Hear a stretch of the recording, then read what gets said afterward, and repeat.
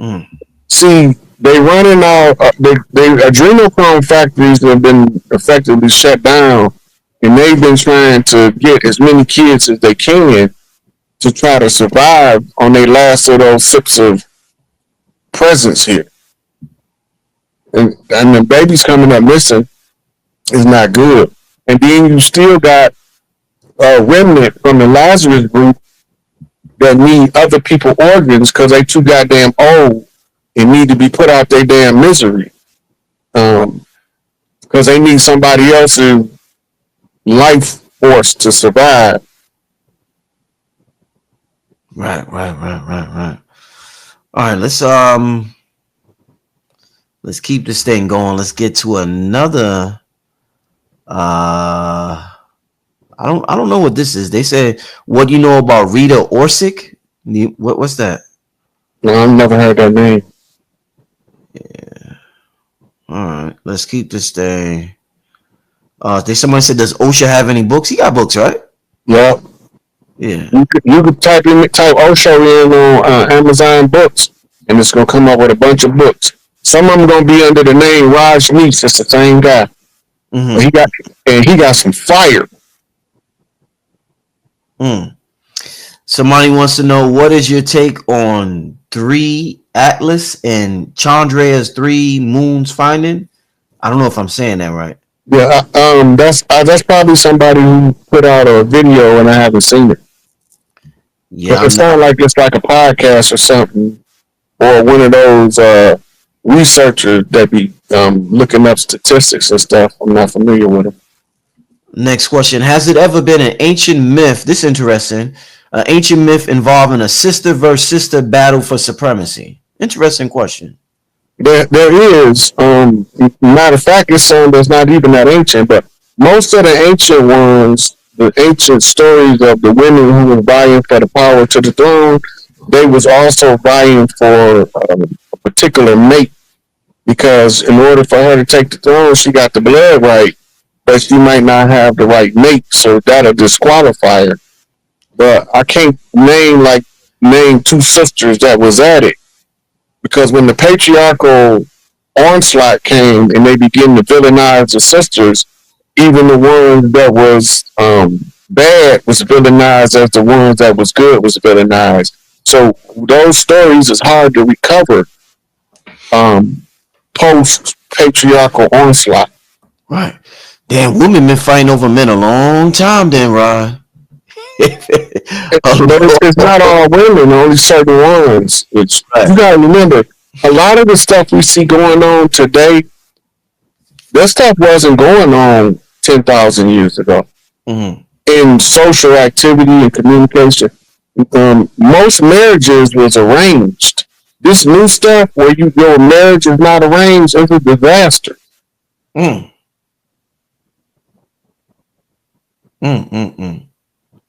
don't know if I could have a motherfucker pick my mate for me, Rod. I don't know about living in them times, man. You know why you would accept it, Rich? Why? But first of all, your mama was going to pick the woman that she know beyond a shadow of doubt gonna love you unconditionally like her. She not gonna pick no chick that just want to have a baby by you or just want your money. She ain't gonna never pick her ever. Right. So when you said mama pick her, okay, but go ahead. Look, it still go on today. It's just that you don't know your mama picked her because you ain't never seen your mama around or talked to her, and she probably ain't never seen your mama in person. But energetically, when you meet her, when your heart chakra accept her and your mama heart chakra pick that energy up, they can communicate subconsciously using you as a relay station. It still happens. But some of us ignore it. When the relationship go bad, that's your mama telling you to get out of here, bro. This finna go all the way south for you. Bail out while you can. And you might be head over heels for this chick, but you be looking at her like something ain't right. I'm out of here. I'm not gonna do this. But that's subconscious communication from your mother in order to protect your heart from this dastardly, trifling feminine being. Gotcha. They want C Diggs wants to know: is there a blood type that is considered royal amongst here on Earth? All of them. You gotta remember, everybody on Earth is related. Even if we don't want to be related to them, we still related. It's just that they ain't our immediate family, but everybody on Earth is related, or you wouldn't be able to trace mitochondrial lines if we wasn't all related. Right. And Y chromosome lines for that, because you need your daddy line and your father line based on your Y chromosome haplogroup. Indeed. And the royalty comes from everybody have a potential to be royalty, but everybody not gonna actualize the potential because what it takes is a whole bunch of self work that most of us don't want to go into the darkness of the night to correct those self errors. It's hard work. And it's emotionally and psychically draining. Right. You can never activate your world potential in your blood because you don't want to put that kind of work in. It's easier for you to get a job, be a slave for 40 years, retire, and then die. When you start activating what qualifies you as royalty in your blood, right? You have an easier life once you get activated, but you catch hell during the activation period. Next question they asking is: do you believe souls are trapped in Saturn? I do. I travel there. That's a popular thing on the internet right now. You cannot trap a soul. It's not possible. Everybody on Earth came here knowing what their book of life read before they incarnate. Whether they incarnated the first time or reincarnated for the 1,000th time, you can't trap the soul. The only reason why we've been in the light lock, and that's not a soul trap, that is a science trap, to trap their science from affecting other people when they go to busting off atomic bombs like 90 going north, because we done done it before. Right? So remember, the devil got 6,000 years to rule. 10,000 years ago was the last of the great wars that almost annihilated all life on the planet. Was you around during that time, Rod? I pushed the button. Oh, there you go with that shit. Yo, this one nigga. Yo, Rod. Hold up. Come on, man. See, this is what I'm talking about. You got explain. Come on, Rod. Explain that to me, man. There you go again, Rod. You always doing this. Talk to me, Rod. So it was the last Anunnaki Wars. And India was winning. I ain't want him to win. And I had access to the bomb. So I pushed the button. And they went off. Now, how do you know this was like? Do you have flashbacks of this? Do you have? Man, the flashbacks is horrible. The flashbacks and the memories is horrible. It's almost like a Vietnam vet waking up with cold sweats in the middle of the night. It's horrible. It's horrible. I can see it in your eyes. I never seen you like this, Rod. I can see it in your eyes. I see it that. Damn, you mean that shit. You mean that? I see it in your eyes, man. Shit. Yeah. They wanted to put us in a permanent loop. This when they India Sun, Middle Sun, opened the portal in Sumer. When he opened the portal, it was between the third and fourth dimension. And he blew an explosive and closed the portal, which caused the spiraling of the dimensions that they gradually fade into each other. Well, it pitched two of them together. And now you're in this infinity loop where you come around, go up, come around, go up. You're in the infinity loop now. That means that they can step outside the loop and you trapped. Your soul not trapped, but your incarnate ability to break free in the 3D is what's trapped. Your bloodline is trapped in the 3D by repeating the same cycles over and over again. And that's why you have to flip out of the infinity loop. That's what made the Maherta so important, because we've been trying to hit the Maherta at the right time, for a while. Wake up all up and flip out the loop by information, waking up enough minds to flip out of the loop to get back on track. Now we're on top of the fourth dimension, about to get ready to move into the fifth dimension. But the three-dimensional world is still going to be here. It's just that our access to higher knowledge and higher spiritual abilities will once again be reactivated. Remember, I told you couldn't nobody come in a mythical form. Yeah. And now you're going to be able to see people's mythical form in their physical presence in the 3D.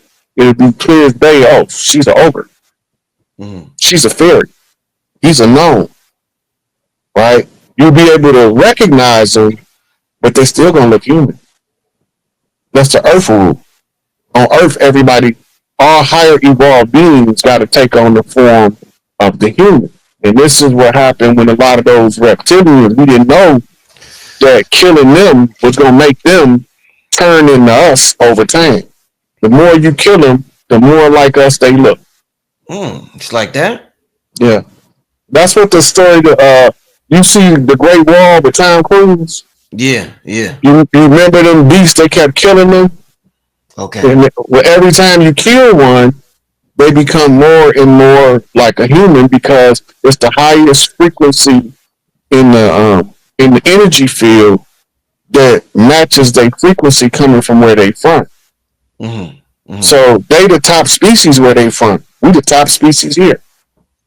So if they stay here and you keep killing them because they obviously recognize they don't belong here, and you keep killing them every time they come back, when they start taking on human form, they go through stages of what's called ichthyosis. They got these big scales. That means they almost human. They next incarnation, kill him up again. He gonna come back next time. He's just gonna have ashy skin. And then he gonna look like one of us. Damn. Since that time, Rod, you said you pushed a button. Was there another incarnation before you known as Rod Hayes that you've been down here, my brother? Yeah. I used to read, okay, so my average lifespan was around 90 to 100 years since then. And I always came back in the Louisiana area, or the Mississippi area. And I always remember being a toddler, going to my big mama house. When she was in Louisiana, we used to catch a flat raft, and the dude used to row us to her house. And then when we get to her house, it's like she got a piece of land in the middle of the swamp. But when we get in there, and this was my favorite memory, and I think that's why I carry so many lifetimes of remembering it, because it happened in multiple lifetimes. But when we go there, she say, what my baby want to eat? I got some fried chicken and cornbread squares. And I go into the kitchen, and it's always a bowl with some fried chicken and some cornbread covered up with a towel on the counter. I remember that multiple lifetimes. Then, like 2 lifetimes ago, I remember going to my big mom house. She was in the swamp. I thought it was odd. She ain't in the swamp no more. She's living in New Orleans, in the city limit. That's odd for my big mom, right? But she still had the fried chicken and the cornbread squares on the countertop. That's for the visitors to come through, because they had no bag of chips. Well, no, let's go get some Doritos and some Suzy Q. What, none of that. Right? And the real treat was called sweet bread, but it was really made like cake batter, but it was fried on top of the stove like a pancake, but it wasn't a pancake. Right? And that gave rise to common white bread being called sweet bread. But I remember a lot of that stuff. I remember in past lives walking through the nighttime streets of New Orleans with my mama holding my hand. And when I went back to New Orleans, you're talking about a flood of memories. I didn't know what I was going through. I thought I was going literally insane because at the time I was like 17, 18 years old, and I'm like, what is this? Mm-hmm. Right? And it took me years to figure out what it was. Hey, we walking them to their doom, man. Ain't nothing they can do about it. Like they should have been ended this, but they waited. They waited to the last minute, so it's like it's a hard go out. They get kicked out instead of walking out. They could have walked out, but now they get kicked out. You know They still got to do the perp walk. They got to be exposed. They got to be exposed to the public for the dirt that they did. Right. The birth certificate is what you call a savings bond or an investment bond. The birth certificate is used in international trade, what they call batch stock trading. It's not done on the national level, it's done on the international level. We familiar with the New York Stock Exchange. Most of us not familiar with the International Stock Exchange because at the international level, they are no longer trading in millions; they're trading in billions and trillions. And used to be a boat that sat in a bay outside of D.C. They used to return all of the birth certificates, bonds to the Crown of England to be put on file it's a Swiss banking complex. I forget the name of it, but they take it there and then they leverage loans against the birth certificate for the labor of the person named on the certificate.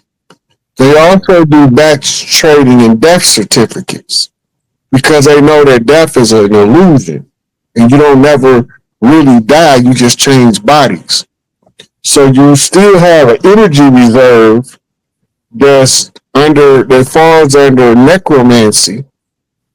And this is why your mortgage is called a death pledge, right? The root word being morgue, where you take the dead.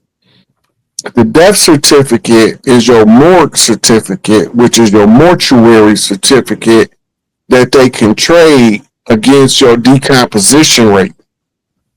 And based on your decomposition rate, your birthday and death date, they calculate how long it's going to take you to reincarnate. So it's active until you reborn, and they know it's you because you're going to come in at a specific time on a specific date in a specific geography. They're going to have a general description of what you were, and it's going to give them a general description of how you're going to return. And from that general description, they can narrow it down by the children born in the area. Let's say it's going to be a male child born to two very dark people, so we know the male child is going to be dark. So we know we're looking for a dark male child based on the stellar alignment. He should come back on this day at this geography. So then 3 babies is born. 2 of them is girls, 1 of them is a boy, but he's born light-skinned. He's still the right one because he's the only boy, and they was looking for a male child to be born. It's just that they can't calculate accurately every aspect of the return. But now, let's say it was 3 boys born. 1 dark-skinned and 2 light-skinned. They're going to focus on the dark-skinned, but they're going to observe the light-skinned. So they're looking for character traits as the child develops. How is he going to act when exposed to the education system? Is he going to go along to get along, or he's going to be a problem without trying to be a problem? Right? If he's already a problem, he's probably not going to be able to be controllable, which means he's an independent thinker, which means there's a problem here. We need to neutralize him. We need to miseducate him as fast as possible. So they don't put you in accelerated learning, they put you in the slow down learning classes where they can still teach you at a remedial rate to indoctrinate you to their system of control to try to compel you to go along, but it don't always work.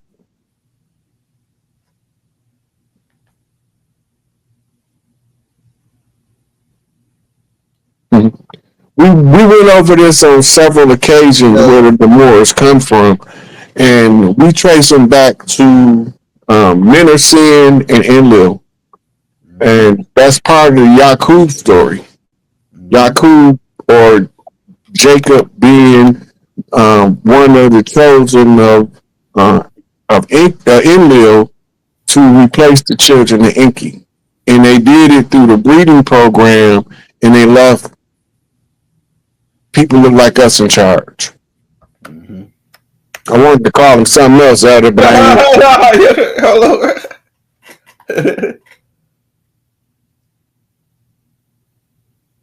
What they're doing behind the scenes when the government shut down, they determining the auditing. When the government is not active, it's the easiest time to audit because no finances are moving. Yep. So if it's a leak in the drain, it'll be the only place the finances are moving. So anybody that they haven't got up until the point of the shutdown, they looking to see who's moving money now through the government when the government shut down, and that's going to expose the final guillotine of the fall of the cabal. That's what I see too, bro. I see the same thing.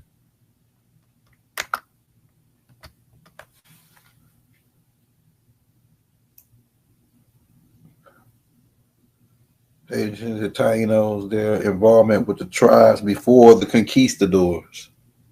I don't understand the question part of it because it's a statement about a question they have, but they didn't ask the question. But speculatively, Dominican Republic and Haiti is one island, one people, prior to the conquistadors and the Huguenots. The Huguenots are the French. The French invading force and the Spanish invading force attacked two separate sides of the island and met in the middle. This is why you got the split. And the Dominicans, the Puerto Ricans, the Haitians, the Jamaicans, the Grenadians, all those islands down there was trading with South American, North American mainland tribes long before the sailing of Columbus. That's right. Way before. One of the first things they interrupted was what we call the Gulf of American trade. It was to stop us from trading among each other so that they could steal everything we was trying to trade. So we always had good relations. The only reason why it's a conflict between the islands, the Spanish-speaking people, French-speaking people, English-speaking mainlanders, and people like from Central and South America, the only reason where there's a division came in is because they controlled us by divide and conquer. That's right. They can't rely